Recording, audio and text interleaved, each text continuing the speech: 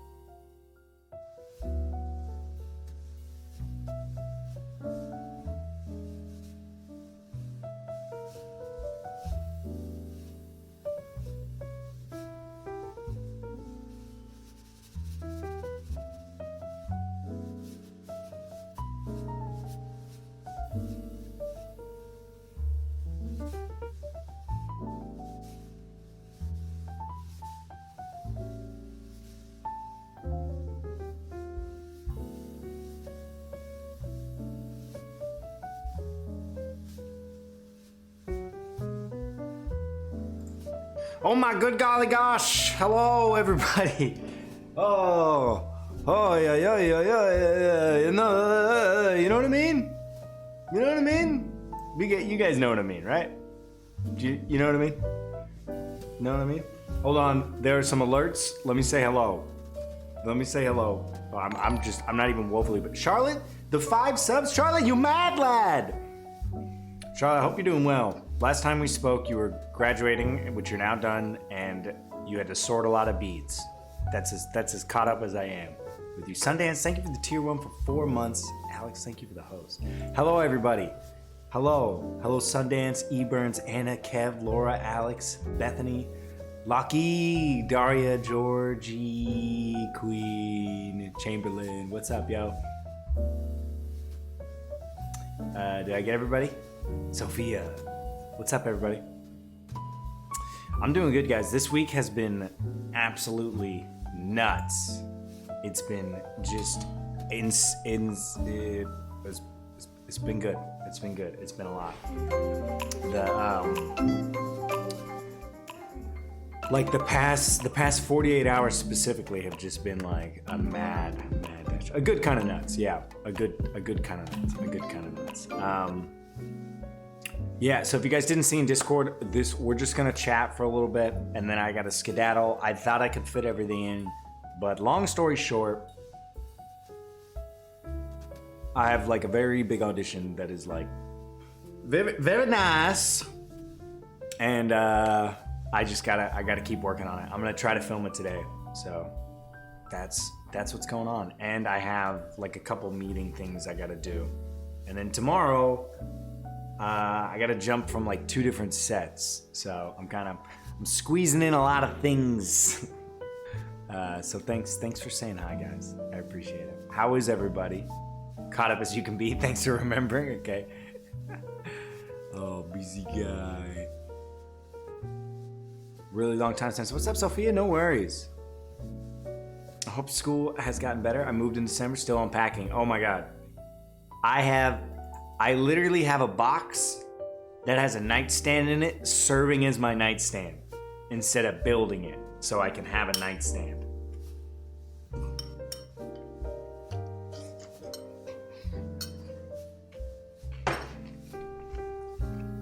I'm drinking indeed. Big house. Thank you for the tier 1 at 4 months. That's crazy. That's a third of a year. Thank you, Jess. Thank you. I'm out of groceries. My mom gave me this cereal a long time ago. It's like the Special K protein cereal. It kind of tastes like cinnamon cardboard. Not gonna lie. But sometimes you just need to put food in you. You know what I mean? Sometimes it is not about the taste. Also, I got a haircut and shaved. Now you're all caught up. Better than cardboard without cinnamon. You know what, Daria? Fair. Ends this Wednesday. Nice. Next week, guys, I will try to make up this live stream. I'm going to try to do my best, either with a longer live stream or fitting in a third. I think moving forward, guys, I think for now we're going to stick with the Thursday, Saturday at this time. I know a lot of you guys are at work, but I also know a lot of you guys are European as well. But frankly, it kind of just works best for my schedule these days, where I can kind of get some work done. It's kind of unfortunate. Here's the worst part about being a social media content creator, guys, is that you can truly love it and enjoy it and love hanging out with you guys. But it is, and this is true for a lot of artistic endeavors. So if you are thinking about becoming an artist, or if you are an artist or whatever, it's basically one of those like full-time jobs that will not necessarily like reward you financially with full-time ever, and if not for a long time. So for the streams moving forward, guys, I just want to let everybody know I'm going to have to treat them a little bit more as things I fit in between my other work, which is what I have always done, as you guys know. But it's going to be even a little bit more so now, which I don't like to do. I don't like shortening my time with you guys, because this is one of my favorite things to do. It really is. But at the end of the day, I live in this apartment now, which is so good for my mental health, but it doubled my rent, and I gotta pay my rent, and I gotta keep pounding the pavement with the whole acting thing. But all that being said, we're gonna treasure our time together. Bio interview posted on YouTube. Thank you for asking, Greza. So what happened with the Violet podcast? It is gonna be on the YouTube channel ASAP. What happened was I took my break, and I allowed myself to actually take a break. And also, anyone who's watching the podcast, please, if you notice something like this in the future, I'm an idiot and I don't like to have my headphones plugged in. I run hot as shit. I live in Los Angeles. I'm in a tank top and shorts right now. You know, apartments usually don't have very good airflow. So I didn't have my headphones on. So she was echoing the entire time because my microphone was picking her up through my speakers, which I should have realized. I'm such an idiot. I was just doing too many things. So that being said, I still have the footage, but I, for my own OCD, need to go through it. So basically the whole 2.5 hours we spoke, every time she speaks, I need to basically split the audio to fix the echo. So it's going to be a time-consuming process, and I just frankly have not really had the time to do that yet.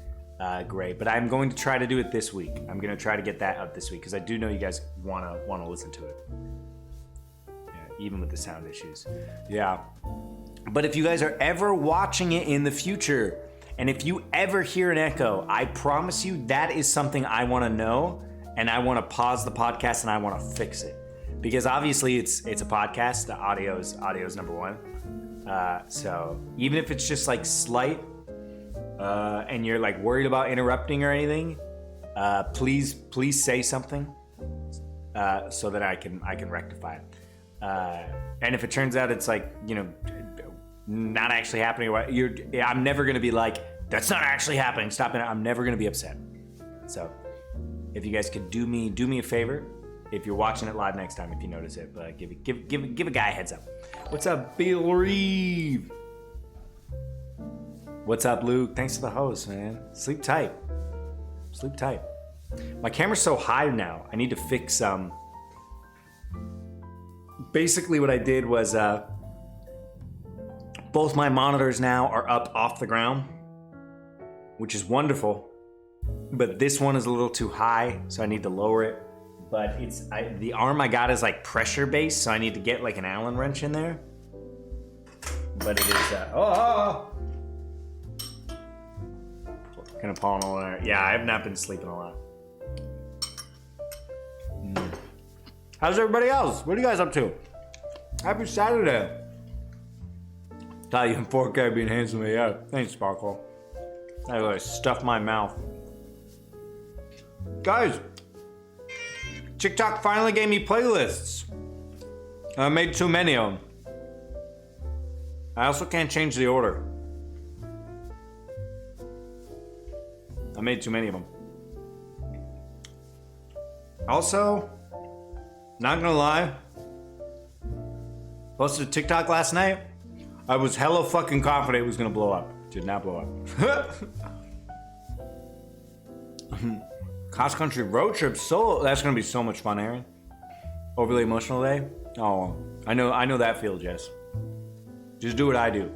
Cry into your pillow. That's a real thing I do every night. Not every night. Most nights. Most nights. Lunch break. What's that, Jordan? Working weekends. Working weekend. See, the problem is I'm already having so much fun with you guys. Now I'm like, well, let's just do a full stream. You know what I mean? Let's do a full stream. Stoked. Already did that? Nice. Also, does anyone else's, like, might be TMI, but this gum right here is like a little inflamed. Does anyone else's gums just out of nowhere? Like, you take very good care of your teeth, but out of nowhere, it's just like, we're gonna be inflamed for a few days.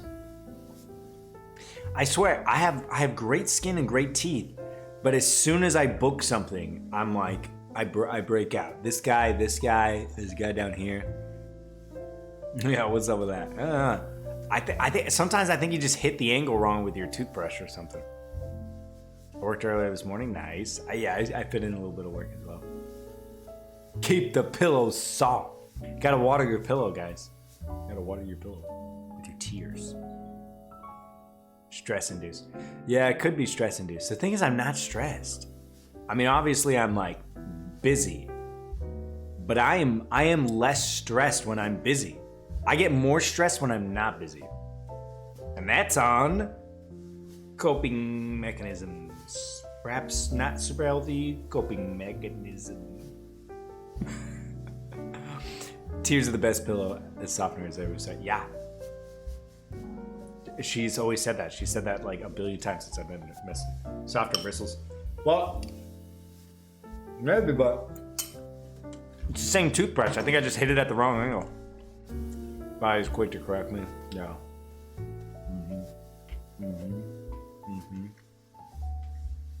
Thanks. It's the trauma. You are glowing right now. It's the trauma. Writing might help today? Yeah. Writing always helps. Whenever I'm feeling super emotional, two things are surefire to get me like back to my equilibrium. Brush better. Thanks, friend. Exercise. I know I talk about this all the time, guys, but it's my own personal thing. Like, I'm not talking about I don't exercise to honestly, I don't exercise to look good, because there's been points in my life where I'm like not exercising at all and whatever. I don't exercise really to look good. Or to really be in shape. Those are added benefits. Don't get me wrong. I love both those things. But the reason why exercise has been in my life, my entire life, is because it genuinely helps my mental health. So everybody's different, but if you're feeling down, that's my advice for you. Because at the end of the day, when we're talking about mental health, so much of it is subjective, right? It's all our own personal experiences. Obviously we have the DSM and stuff, but even that, there's so much we don't understand, and each of our experiences are going to be so unique to ourselves. So I wouldn't deign to tell you what you need to do and don't need to do. I can only tell you what helps me in my own personal journey. And when I'm feeling at my lowest, the thing I can always count on is exercise. And I'm not saying it's a fix, because there are times that I work out and a little bit later I feel like shit again. I really do.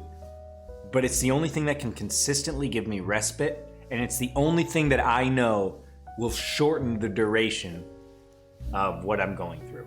Because my battle with anxiety and my mental health is it's a roller coaster, right? I go periods of time, sometimes long periods of time, of feeling quote unquote normal or my preferred sense of equilibrium. Then I have periods, But I always know that it'll come back around, guys. If again, this is my own experience. I'm not speaking for anybody else, only myself. But I know even when I'm in the shittiest moments that it will get better eventually. And then I guess like part of me knows when I'm feeling really, really up high, I know it's gonna come back down, because I personally want my life to be right here, even though the roller coaster, like I like to be at my equilibrium. So yeah, exercise is the best thing for me. And even if it doesn't make me feel better in that moment, I know exercising and like eating well is going to be the best bet for lessening the duration of the negative feelings. Just like when you have a regular cold, right? You can power through the cold until you feel better, but you also know in the back of your head that getting rest, drinking plenty of fluids, although if you have pneumonia, sleeping the whole day and hydrating and eating well, it's not gonna make you feel 100% the next day. I'm trying to power through this, but I can't. Hey, Carly, thank you for the 225. I don't know what's up with my text-to-speech. I'm so sorry, guys. Happy Saturday. Thank you for the love and the good vibes. But I do know that is the best thing. It's either gonna A, make me feel better, or B, it is going to be my best bet at reducing the duration. So that's what works for me, guys. Sorry for that. No, don't even worry about it. I wish exercise worked as a mental health thing for me. It just makes me sweaty, heavy breather. Well, what I will say is, Rome is not built in a day. Again, everybody is different, but I'll say two things. If you are someone out there that genuinely thinks exercise cannot help your mental health, I'm gonna push back on that, because I'm not saying it'll fix anything, but there's these alerts are too goddamn good. They're too goddamn good.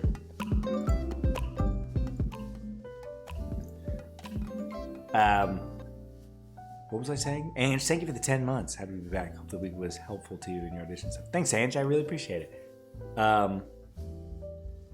Mental health, exercise, if you think it's not for you. I will say it takes a while to see the long-term benefits of working out. It really does.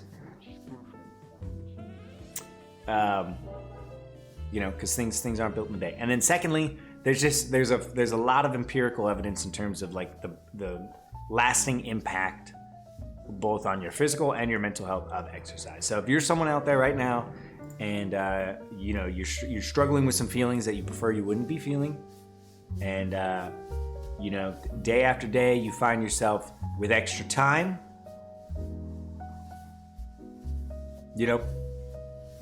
how many of us waste time on TikTok every day? Let's be conservative. How many of us waste 30 to 45, 60 minutes on TikTok a day, or any social media? I think the vast majority of us.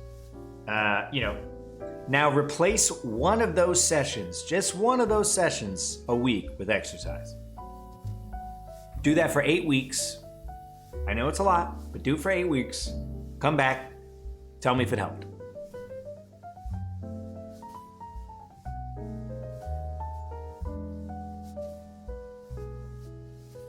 So anyways, I'm sending you all very good vibes. That's what has helped me. Isn't linear a constant, which sucks. Lately I've been exercising more often. I've noticed improvement, mood, posture. Yeah. I mean, here's my comedic thing I'll say about exercise and mental health, guys. You can either be, if you're gonna be depressed, right? If you're gonna be depressed no matter what, right? If your mental health is in the shit if you have a genetic disposition, if you have, you know, like if you've had a hard past, for whatever reason, you're depressed, right? You're depressed.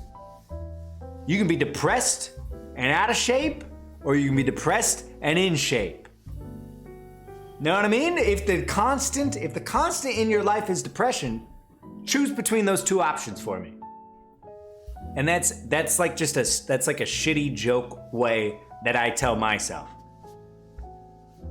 Notice positive change before yourself. Give yourself some grace. Don't be hard. So true. Sparkle, thank you for the 111. I don't know why my text-to-speech is turned on.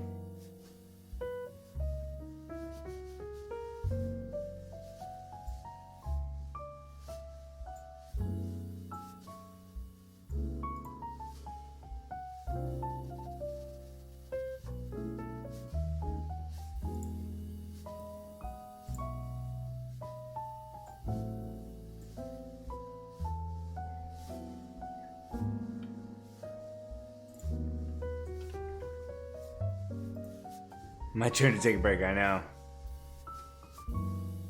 See you later, Charlotte. I appreciate it. Too intimidated by TikTok voice lady. Yeah, I guess so.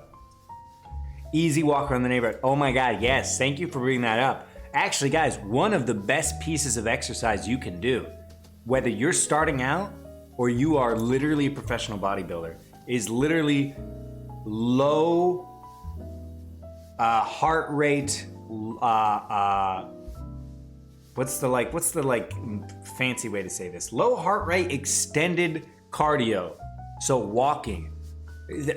I swear to God, if you hired a trainer and you were trying to get low impact, if you hired like a Marvel trainer and you were trying to get like a fucking Thor bod or like whatever, like if you were trying to become like as fucking pristine as you could be, part of your training regimen would be like walks. I'm not even kidding. I mean, granted, they're gonna walk like 5. Charlotte, thank you for the gifted sub. Good luck with everything today. They're gonna walk like, you know, between 3 and 5 miles. But honestly, yeah. Gentle stretching, yeah. I'm a proponent, guys. Just get out there. You can even do it in your bed, guys. I'm not even kidding. I know I'm pushing exercise real hard, but it changed my life. I don't know where I would be. I genuinely don't think I would be able to be an actor if I didn't exercise consistently. Because this is such a fucking stressful job. This is a job where for years you have to tell yourself that you will reach your goals when, you know, all other external factors around you are saying no. Right? Like imagine you had an office job and for years you were putting in the work, doing all of the things you needed to be doing at your office job, but A, you weren't getting paid. B, people were coming up to you and they're like, why are you doing this? C, people were just constantly rejecting you. Like maybe you're constantly getting fired and you need to like get a new job or you're applying for job. Like, you know, no one wants to feel like they're doing poor in their work performance, but in a lot of artistic endeavors, you basically just have to like suck that up for a long time. And there's a lot of other shit that goes along into it. There's a lot of amazing positive things about it too, don't get me wrong. But what helps me the most with all of that stuff is exercising. Sun school after starting workout consistently, so much fun, kind of want to take it further. Yeah, there's a lot of different ways to exercise, guys. You don't have to hit the gym. If you don't like running, if you don't like hitting the gym, there's so many different options. You know, you can take classes. There's lots of different forms of yoga. There's different forms of martial arts. There's intramural sport leagues. There's hiking. You know, there's so much stuff. Stretches while laying TikToks. Yeah, guys, stretching in the bed. Literally Google it. Stretches I can do in my bed. Another trick, if we're just gonna talk about exercise for a while. Another trick I would do when the anxiety, the depression. I don't know if I should say depression because that's kind of like self-diagnosed. Definitely have anxiety. Anxiety-induced depression. I'm just gonna stick with anxiety. When the anxiety is kicking in hard and I'm having trouble leaving my home, because that happens to me, guys. I have trouble leaving my home when my anxiety is hitting really hard, especially with like COVID and everything. And you can like order your groceries. You know, it is. If you live in a major metropolis area, you trust me on this. You literally don't need to leave your home. But what I would tell myself is, I might go to the gym and just stretch, okay?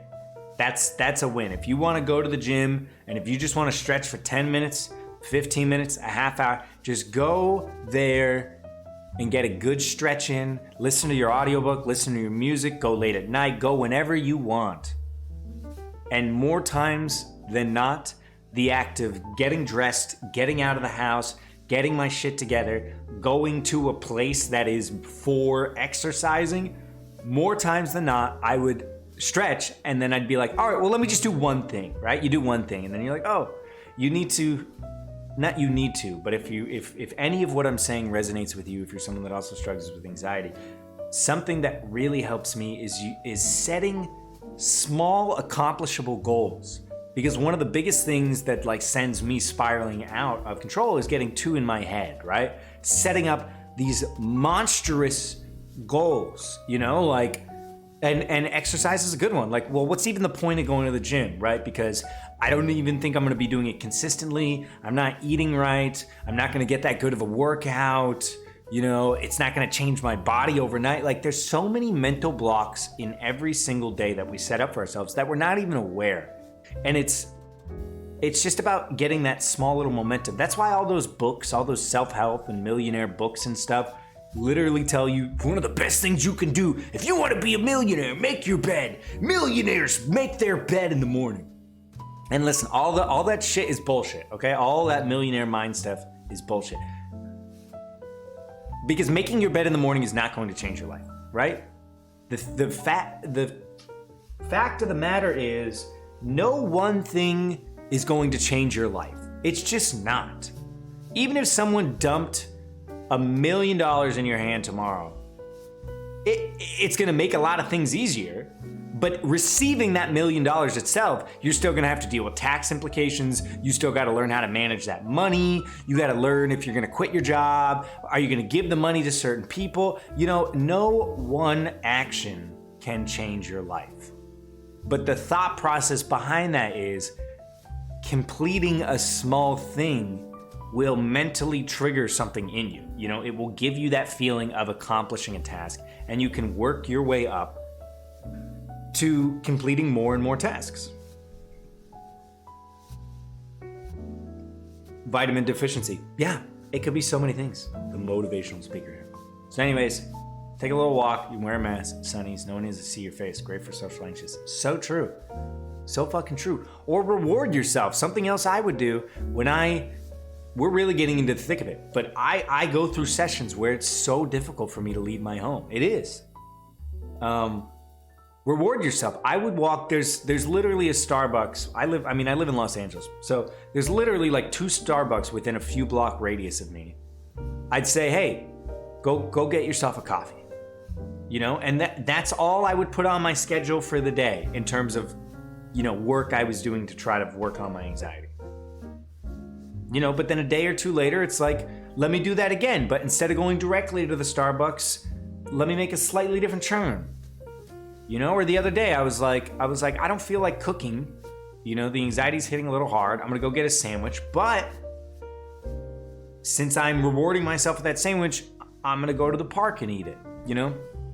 So if you're struggling with your mental health, guys, and if you know that there are things in your life that make you feel better, but your brain is telling you not to do them, you know, give yourself a little reward system, trick yourself into doing them, you know? If your brain is gonna be a stupid doo-doo head and, you know, have a chemical imbalance, because you can't control that. You know, if your brain is like, hey, yeah, for this next month, I'm not giving you any serotonin. That's pretty fucking stupid, right?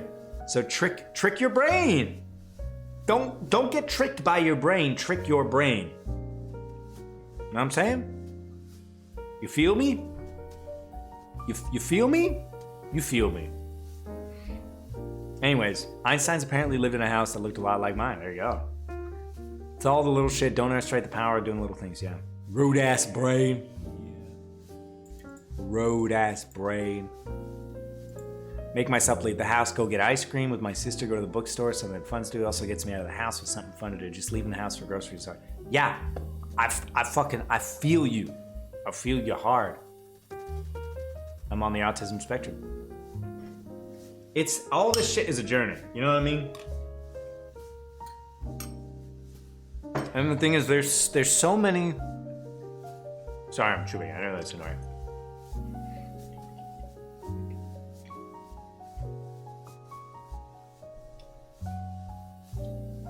There's so much stigma against mental health. I mean, I don't know if you guys are like me. Like, I grew up in a pretty conservative area. Like, I'm lucky that I have very amazing, supportive, progressive parents. I lucked out with that. Because you don't get to choose to be born, and you don't get to choose your parents. You really don't. And some people out there have no business having kids. That's just the plain truth of the matter. And a lot of people have kids in attempt to heal themselves or save a marriage or what. There are a lot of children out there that are not getting the love and the support that they really need, and that's a sad fact about life. I was not one of them. That's not to say we didn't have our own issues and trauma and this and that, but I love my parents and I'm so thankful for them. That being said, even saying the word mental health, like if you're like me, like and I've done a lot of work on this, a lot of reframing of my brain, but there's still a large portion of my brain that goes like, oh no, come on, you're fine, dude, come on, And there's so many different tools that our brain is so good at ignoring pain, right? Because it is easier to ignore something than face it head on, right? If I have a hole in my roof, I don't even know how to fix a roof. How am I supposed to fix a roof? But there's no hole in the roof if you can't see it. You know what I mean? So our brains are so amazingly complex and amazing at hiding away things that we are not ready to deal with. And a lot of that comes with cultural and familial and inherited traits and traumas. So, just give yourself the space, guys, because I promise you, it's much more common. If you're feeling isolated, if you're feeling like there's something wrong with you, I can promise you that there's not. And, imagine a world where, mental health issues were the same thing as physical health issues. Like if you broke your arm, nobody would tell you you're faking it. No one would shame you for getting medical attention. No one would say, wow, you broke your arm a few months. When is your arm gonna stop hurting from being broken? Your arm is gonna heal when it's going to heal. And since the brain is infinitely more complex than one singular bone, it can't heal exactly like that. So don't let anyone try to isolate you or make you feel bad for prioritizing your mental health or for having mental health issues, because it's incredibly common. And the fact that it is only, I really feel like within the past 5 to 10 years, have we really started to kind of revolutionize kind of, mental health in the zeitgeist, in popular culture, right? It's talked about more frequently. There's much more support being given. And I think a lot of that has to do with the younger generations and the interconnectedness that came with social media and such. But if we had that 50 years ago, with our parents' generation, how much of that stuff was not diagnosed? It's super common for, parents to be taking their child in this day and age, because let's say they have ADD or ADHD, and through the process of diagnosing their child, the medical professionals are like, oh yeah, you got it from your father. Like you, Zach, you also have, insert whatever specific thing we're dealing with at that time. Avoided therapy for 3 years to bring it all up after that long. Exactly, excuse me. Really good at protecting us, keeping us alive by any means necessary. Yeah. That's another thing that's another analogy I really like. Our brains aren't always right, guys. So let's say you have a wound, right? If I cut my arm and I have a healing scab, right? Who has had a scab that is itchy as all fuck, right? When you got a scab, your body is like, this is so itchy. You need to scratch it.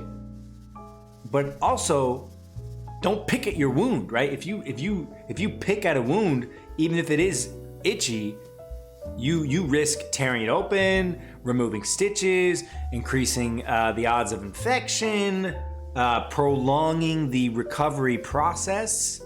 And it's the same thing with mental stuff. Sometimes our first inclination is not necessarily going to be the long-term beneficial act for us. And this can be applied to mental health. It can be applied to, certain like cognitive behaviors, like something I do, when I'm not feeling great. I notice that there is a direct correlation with screen time and negative feelings for me, right? Because our brain has become dependent on these little devices to give us a quick boost of serotonin or dopamine.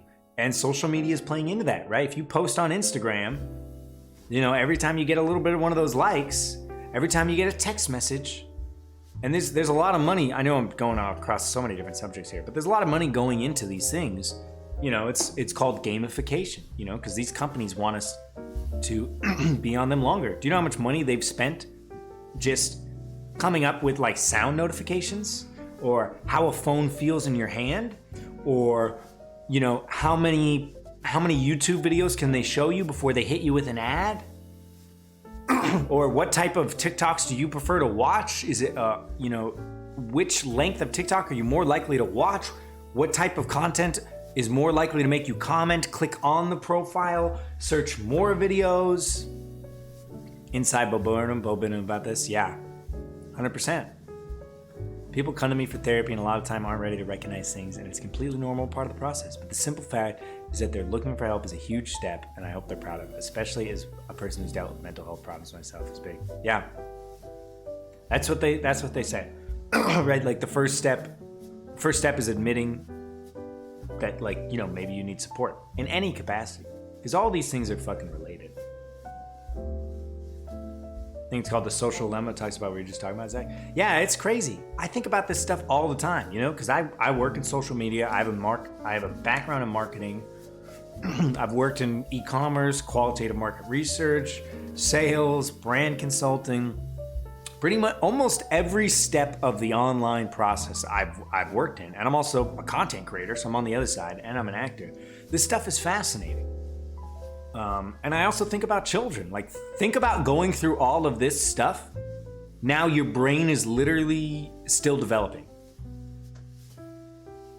That's wild to me. And then I think about like filters and stuff. I don't know, something about filters just does not sit right with me. Like, imagine you're 12, 13 years old, right? You're born in, let's say you're 11, right? You're born in 2011. First of all, you're born in 2011. I can't even comprehend that, right? Because I was born in 1994. Like, what a drastic difference in upbringing. I didn't get a smartphone until college because we didn't have the money for it. The first iPhone came out when I was in like 8th or 9th grade. And it definitely didn't have, I don't think it had data back then. But I didn't get a true smartphone until my sophomore year of college. I was still writing out my like directions to get places in the city, like what bus I had to take where. Now I was a little bit behind. I feel like most people had smartphones probably by like the end of high school for me. But imagine being 11, 12 years old right now. And it is so commonplace when you pick up the camera to take a selfie or whatever that you put a filter on. And I don't think it's a huge fucking deal, but it's these small things that add up over time. I don't think we're quite discussing the implications that when children interface with a device, when they see themselves, so I'm literally looking at my face right now, and I don't have any filters on. I have two lights pointed just so you guys can see me. But I don't think it's a good thing that as the second they see themselves, they feel a need to augment, right? That this baseline is insufficient. Now, I'm not making any grand generalizations that like the youth are fucked up, that like social media is a terrible thing, that filters even bad, because it's not. But just imagine every single day of your life, from a very young age, every time you see yourself, you think you need to change something. And how many of us, when we're taking selfies, I'm guilty of this, not to an extreme degree, but it's pretty common when you take a selfie, you know, how many do you take? 40? 100? 200? Talk about this on my podcast? Yeah, it's a good subject. Let's say you take 100 selfies. I don't think that is too crazy to say that there's a large portion, if not almost everybody, you're taking a selfie for a social media platform. You take an excessive amount. But here's the kicker. You only like a few of them. There's something up with that, right? How can you take 100 photos of yourself and only like 1 or 2? Felt longer with just makeup? Totally. We're not even getting into gender and race. The amount of like additional implications that come with being someone who's female presenting in this culture is like almost ridiculous. In 2013, don't usually post a lot, just special occasions. Yeah. First exposure to Instagram, yeah. I didn't have an Instagram until I moved to Los Angeles. Isn't that crazy? I didn't have an Instagram until 2017. And I was 23,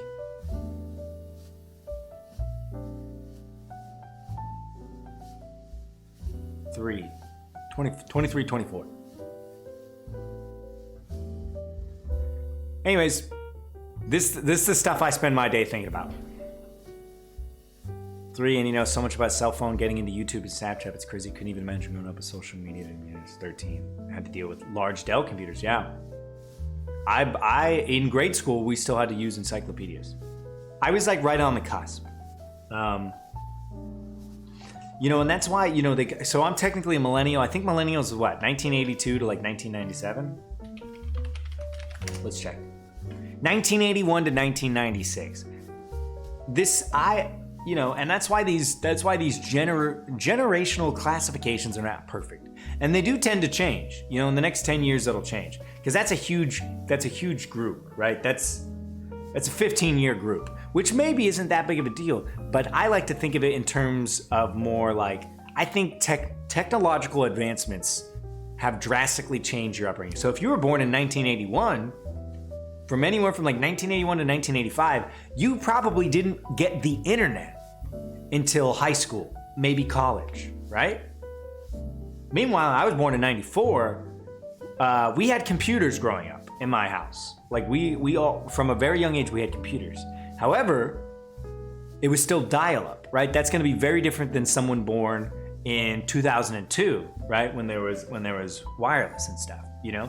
I couldn't go on the internet if my dad was expecting a phone call. The internet itself was still very reduced. I didn't have a cell phone. I didn't have social media. So generational gaps, I think, are not perfect as they are defined now, and I think technology. But again, and I don't want to paint this picture that it's such a negative thing, because these kids that are growing up with it are so savvy, and they're going to wind up doing some really fucking amazing things. You know, I have nothing but like pride and optimism for each generation younger than me, even Gen Z. You know, like it's Gen Z that are doing really fucking cool stuff. You know, like that kid in Texas that like came up with that invention to like remove a bunch of plastic. Mr. Beast, say what you will, but the dude planted what, 100 million trees, 200 million trees, or you know, by the end of whatever. So I have no doubt in my mind that with each passing generation, they are utilizing the tools to their extreme advantage.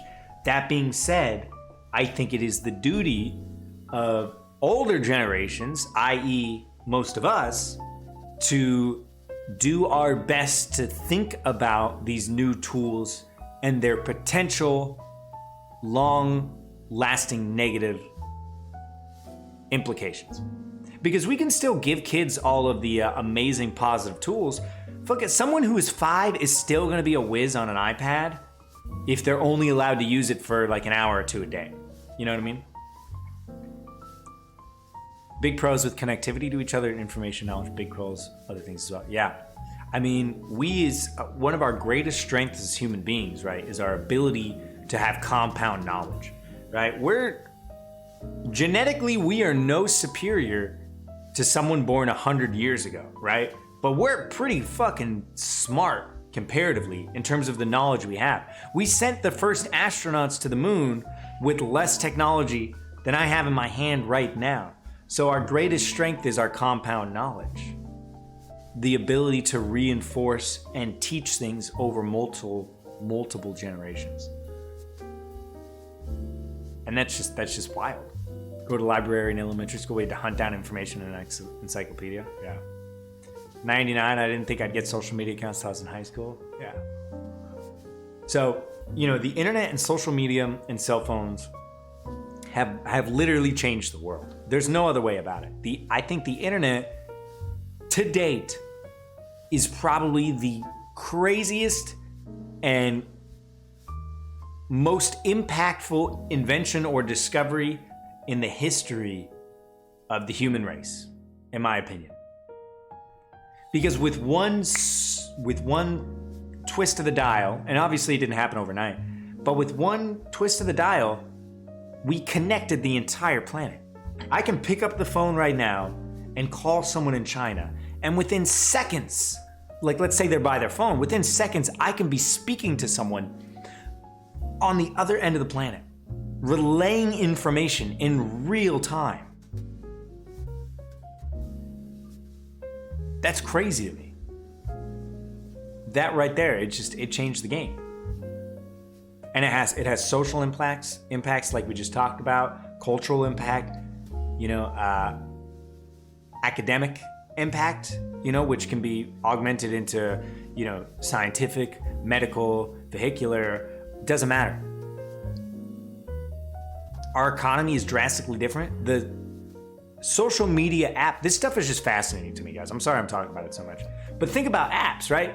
The whole app world, applications, the App Store, Google Play Store, that's $1 trillion economy, right? Between social media, marketing, advertising, micro purchases, what have you, trillions of dollars will be spent a year within the application economy. That is something that did not exist 10, 15 years ago. Isn't that crazy? That one thing influxed into the global economy on that scale? This stuff is crazy. It's crazy to me. Kids in elementary school, middle school have smartphones. I didn't get one until freshman year. Yeah, and like people in prison now, it is almost like a basic need of survival, right? Food, water, shelter, internet. Like obviously you can survive without internet, but if you want to be a functional member of this global society, you need access to internet. You can't go through the educational system in most Western and or developed societies without access to the internet. Schools, every school in this country has computer labs and have had computer labs for quite some time. And what is it? They're not teaching cursive anymore? Who's 92, lives in a house he built in the 40s? Yeah. And that's pros and cons. I don't know how to build a house. So for this audition I'm working on right now, guys, and the reason why it's taking up so much time is it's based off a book. So obviously I've been reading the book that the movie's about, which you don't always have to do or whatever, but I wanted to be prepared, so I'm doing it. But it's set in the late 20s and the early 30s, it really focuses on the main chunk of it is 1932 to 1936. And it was a drastically different world because that's when the Great Depression happened, the Dust Bowl happened, the stock market crash. And this is the generation called the Greatest Generation, which would have been the parents to the baby boomers. And they were very practical people. Not everybody, but most were. This was back when the American economy really focused on agriculture. Most people were blue collar and had those skills. And in this book, the protagonist's father builds a few houses. He was like a carpenter by trade. He was an auto mechanic. There was very, very technical based, labor based economy back then. And it's crazy to think how much has changed in not even 100 years, right? I can't build a house. I can't even work with wood. I bought a table a few months ago. I still haven't stained it.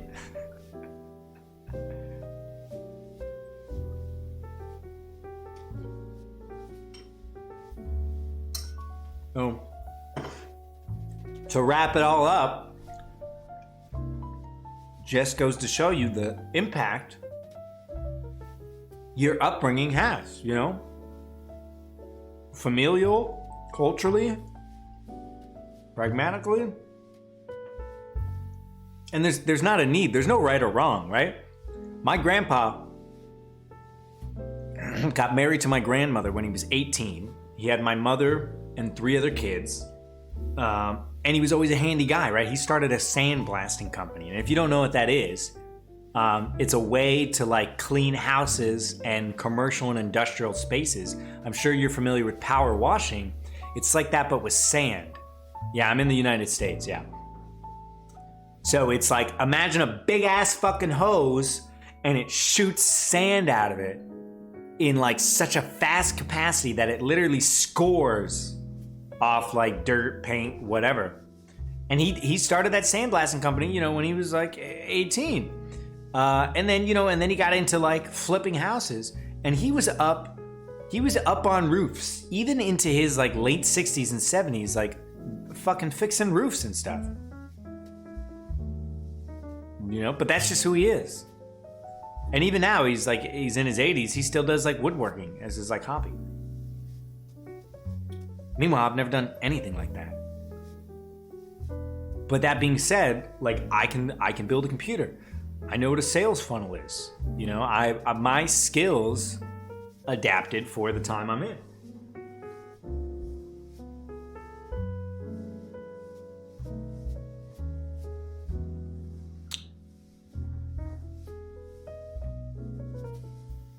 That was a long rant. We covered mental health, exercise, social media, implications of all of these things, different generations. Fix a roof for a table, that'd be so helpful, yeah. But what's cool about the internet, guys, is you can teach yourself. I follow this account on TikTok, and they're like do-it-yourselfs, and they're like, we learned everything on YouTube, but like intense do-it-yourself. Like they remodeled their bathroom and like learned how to waterproof a shower. You know how crazy it looks to like waterproof a shower? You know how many like extra steps that go into that? You know what I mean? It's not just like retiling and stuff. There's like a lot that goes into it. But you can teach yourself. The information is available and it's out there. And I will say, I think that's one of the downsides of the internet and social media, is because now for the first time, you used to only be able to compare yourself to those around you, right? And this is a larger conversation, and this is like an anthropological conversation. And there's a lot of amazing podcasts that dive into this in a much more sophisticated manner than I could.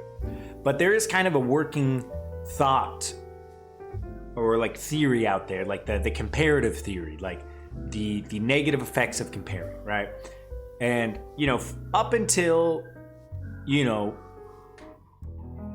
probably about, until the rise of, metropolis, like large urban and industrial areas, and then furthermore with the rise of like the internet and stuff, you really only compared yourself to those around you, right? Whether it was like a tribe, a community, a small town, whatever. And chances are, since that was a small enough sample size, you were probably going to be the best at something, right? Or you were probably going to be pretty good at something, whether it was like, if we go pretty far in the back, we go, making baskets, gathering, hunting, whatever. If we go kind of more like, colonial kind of time, chances are maybe you're going to be the tallest, the fastest, the prettiest, the most book smart, the best grades, best at a certain sport, best singer, whatever. The chances are you could have something to kind of like hang your hat on or whatever.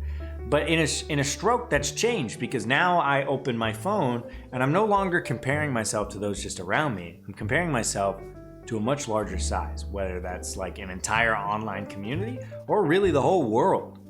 And you know, I like to think about stuff that is like kind of counter to how our bodies are built, right? Because our bodies, genetically, we've not changed for quite some time. Also, I realized I'm streaming in like 24 frames per second because I forgot to change that back. So if this looks wonky to anybody, actually, let me check this real quick. I don't even have encoding right now. It doesn't even tell me.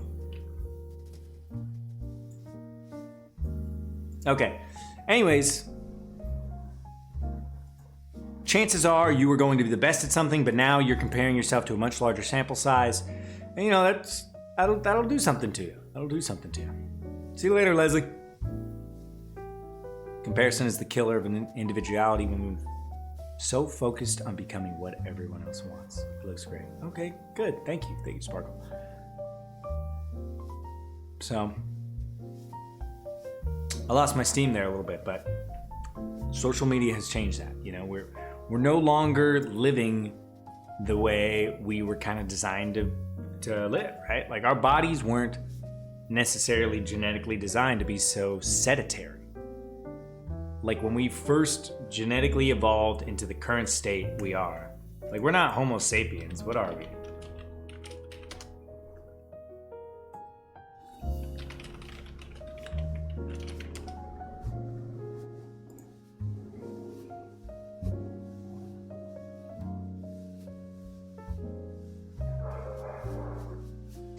Present day Homo sapiens sapiens? Guys, what are we currently?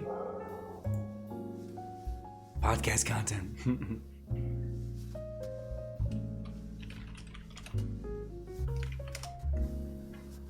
Oh, I guess we are still Homo sapiens.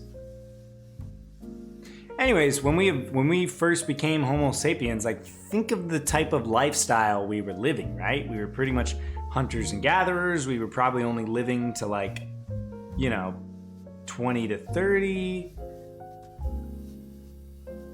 We didn't have nearly as many like tools and advancements as we have now. And I'm not saying this is a bad thing, right? Because obviously our life, what's the average life expectancy? I don't know, between 75 and 85. So we obviously have used our like combined effort and intelligence for the betterment of mankind. But that being said, there are negative implications as well. Whether that's like from a physiological standpoint, from being more sedentary, whether it's, eating, the rise of processed and industrial foods, whether it's like a mental health kind of thing in terms of, every time we open our phone, we're addicted to these little brain machine kind of things.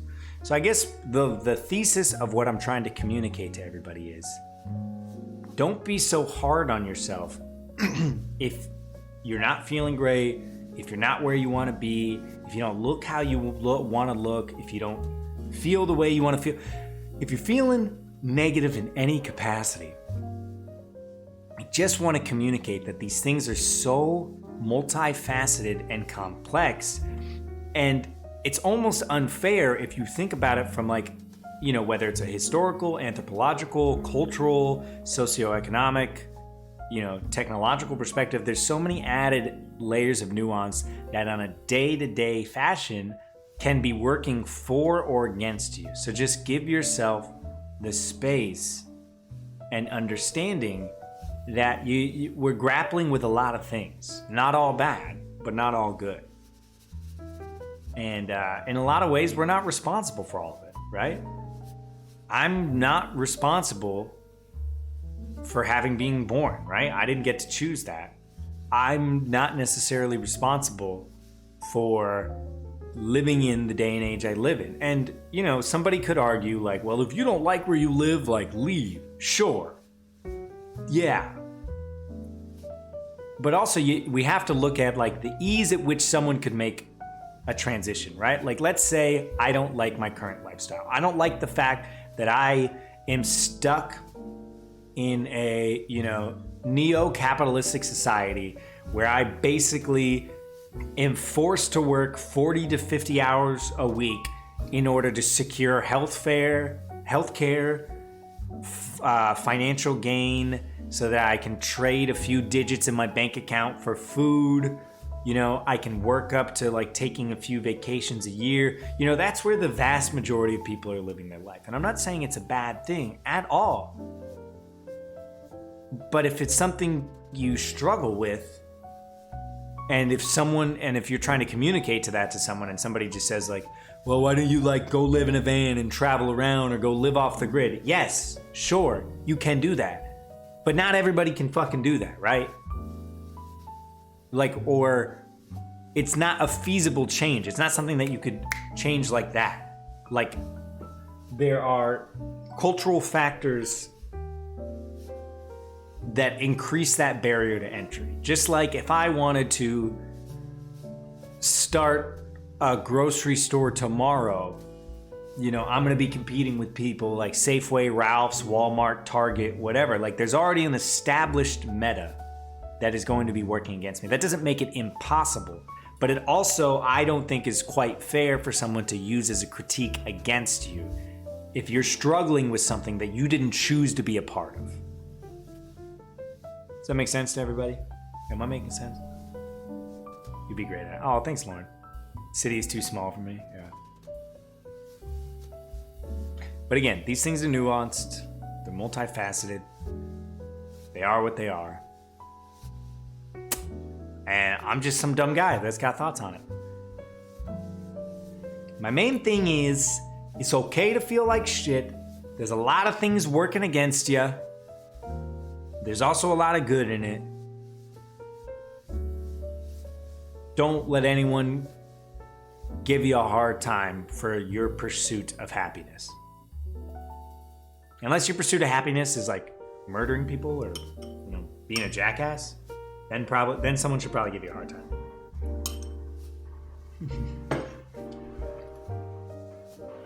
So anyways, those are my thoughts. Thanks for listening.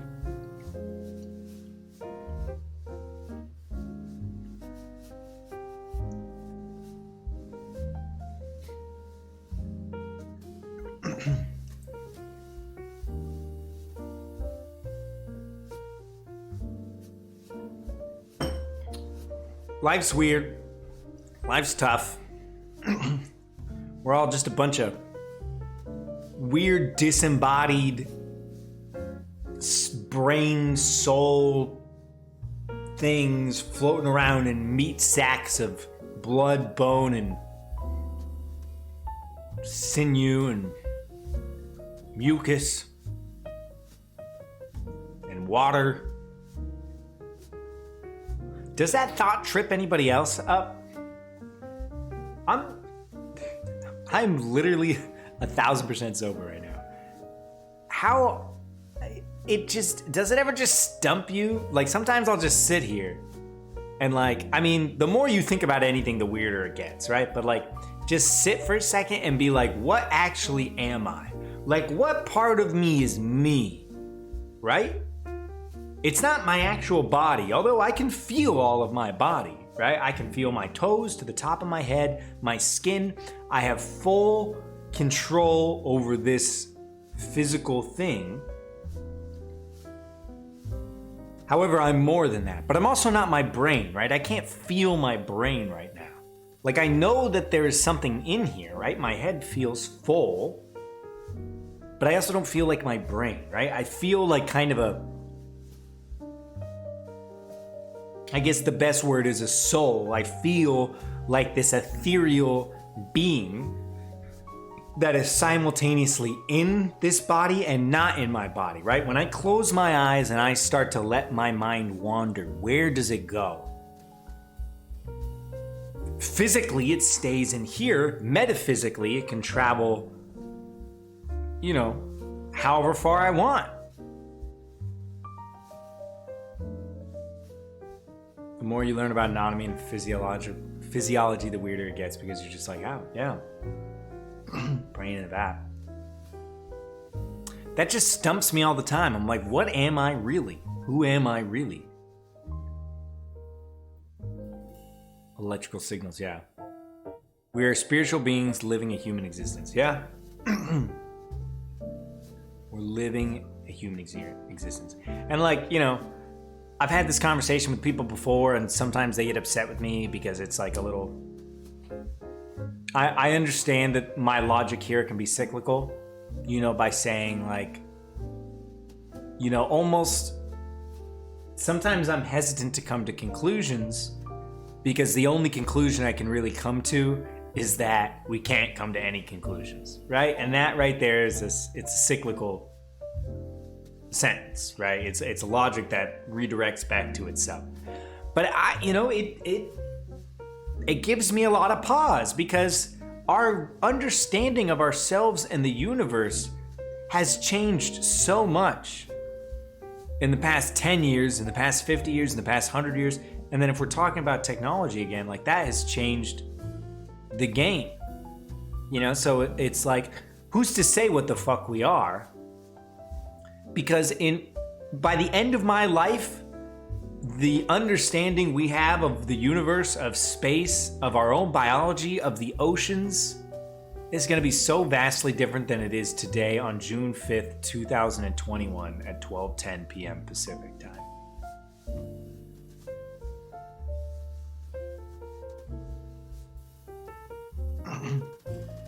It's better to be aware that you don't know everything and there's so much more that we may or may not ever know. Yeah. But that being said, you know, I still have to live in this practical day and age, right? I can't just sit here and do nothing because I'm like, well, you know, I could wake up tomorrow and it could turn out that we misunderstood gravity. Chances are that's not going to happen. But we have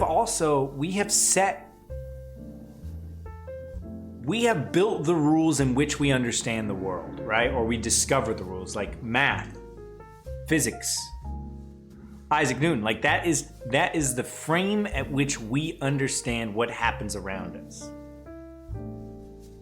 But what if there's parts of this universe that don't play by, you know, the laws of physics in which we understand them? We can't really comprehend that. We can't comprehend, you know, what large-scale, intelligent, non-carbon life looks like. I feel like I'm in school and listening to a lecture. Too long because everything is weird if you think about it. Yeah, true. Say a word like 50 times. UFOs. But what I will also say is you can go your entire life not giving a fuck about anything like this, and you can live an amazing, happy, fulfilled life. So by that, following that train of thought, is it really important? What is the meaning to everything? Let's say there's two people and they're both dying, right? They're both seconds away and they're on their deathbed and they're re-looking at their life. One person had a pursuit for knowledge. They wanted to understand themselves. They wanted to push the envelope of their understanding and their self-actualization. And they had ups and downs, right? Let's say that pursuit of the unknown and nothingness caused a lot of anxiety. Let's say it caused them to neglect certain aspects of their life, right? Like a leading PhD professor, maybe they didn't have time to focus on getting married, having kids, you know, and there's nothing wrong with that. Maybe they didn't have hobbies, many friends, you know, but they learned a lot and they're well known and they'll be remembered for their achievements. Then you have another person that, you know, did right by everybody around them. They were kind, they were generous, they raised a family, they fell in love, they were happy, they enjoyed those around themselves, they took pleasure in the simple things. They didn't spend much time thinking about things outside their immediate circle, but they put positivity back out into the world and they got it back. Who's to say what life was better lived? I don't think you can. Socially and economically in our existence, you can't just exist in existential crisis. Maybe if we could find out more. Yeah. So, This is the kind of stuff I spend my time thinking about. You get one life and you have to choose what is best for you to do and make you feel happiness the most of the time. There's no right or wrong answer. Yeah. I agree. And who's to say that there is something noble in the pursuit of furthering mankind, right? This planet would exist without us, right? And it's egotistical of us to think, it's in my opinion, it's derivative of a fear-based mindset, right? Because death is scary. The next phase of our existence after this one ends is a scary thought. So I think people cling to certain things to give them a sense of legacy or immortality. And I think one of those is the pursuit of achievement. How are you going to leave your mark on this world? What have you done? Who have you become? But that in itself is rooted in the subjective existence that is to be a human. Animals living in the rainforest don't give a fuck if I advance the technological advancements of batteries by 200 years in my lifetime. And that work, right? That's one way to look at like the next stage of what's going to be the next revolution, right? Kind of internet and technology was the previous kind of revolution. But if we find way to like increase battery capacity, especially for things like maybe like fission or renewable resources, like that could change the game in a lot of, it could have a lot of other ripples in a lot of other like industries and stuff. But that being said, if you never fucking did that and humans just disappeared tomorrow, let's say like our nuclear reactors didn't have a meltdown or whatever. Let's just say just pop, this planet would continue to exist. So, perhaps the pursuit of human achievements isn't necessarily a noble cause, right? But that being said, let's say the progression and achievement of humanity allows us to continue to spread more good. Let's say we get to a point where we live harmoniously together as a species and with our planet, and through our technological advancements, we're allowed to go help other species that are struggling in that timeline. Or because of that, we cure certain illnesses so that every person that is born has, a carefree and healthy existence. Yeah. We didn't get an instruction manual. We have to just take it day by day, make the right decisions for ourselves. I agree. Leave the world a better place than when you arrived. I also agree with that.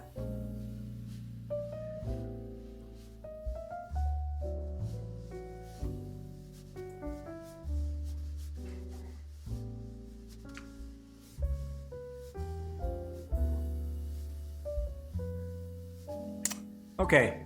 Well, guys, thanks for allowing me to just pretentious word vomit for an hour on everybody. But these are legitimately the things I think about. So if it was too much of a bleh, I'm sorry. That's just who I am. And that's okay too. That's okay too. I'm glad, Jess. I'm glad I helped. I spend a lot of time thinking about things. I think that's true for a lot of us, right? A lot of us spend time overthinking. Deep chat with y'all. Same here, Carly. Same here.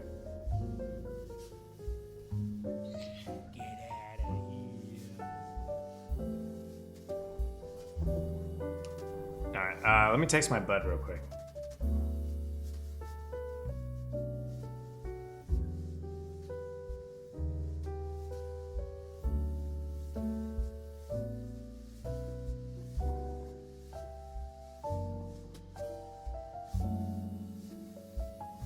This is the guy I'm filming with.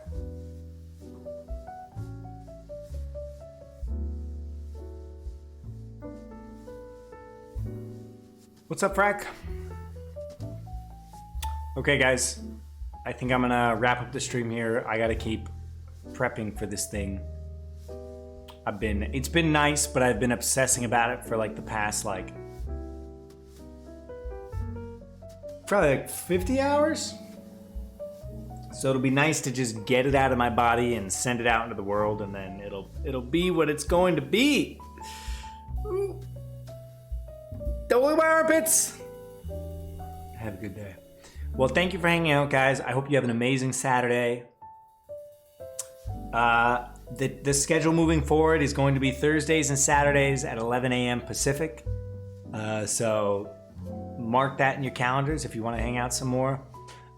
Next week, we're going to be playing Dream Daddy Dating Simulator to thank you all for being such a wonderful community. So we'll play a little bit of a meme game. Hey, thanks, May. Great day for everyone. Dream Daddy, yeah.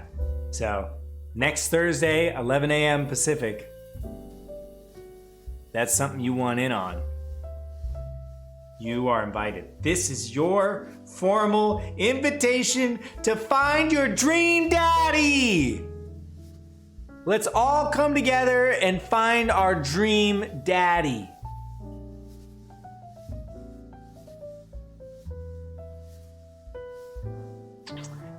If you're at work, throw it up in the background. Your dream daddy understands that you're a hardworking individual. And your dream daddy supports your goals. Looking forward to seeing what you think. 5-year-olds would love it. Well, we'll also, I don't think we'll get through it in one day, so we'll also play it next Saturday as well. The podcast is coming back. I had something scheduled for tomorrow, but I'm going to be on film. I'm going to be filming, so I can't. But our next guest is probably going to be Dorothy, for those of you that know our good friend Dorothy. Dorothy Manini. I'm 95% sure I'm saying that correctly. Work with small children, so I cannot, but I'll be thinking about it. Yeah. Type again. It's a dating simulator, Caitlin. It's a dating simulator.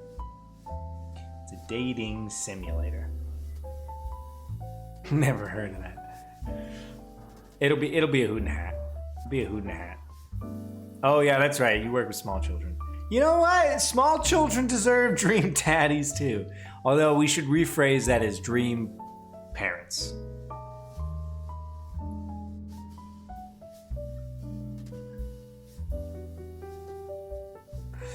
Okay, friends, let's see who of our friends are online right now that we can share some love with. Oh, guys, Liz is online. All right, guys, and she's playing Dead by Daylight. All right, if you guys can stick around for a quick sec, we're gonna raid our good friend Liz Laws Claus, who's been an active member of this community and a good friend of mine for many a moons now. Hootenanny of a good time. Here are our raid messages. Spam a couple. The second one, if you're not subscribed, will work for you. The first one, Nightbot's not subscribed, but you know it is what it is. It is what it is. It is what it is.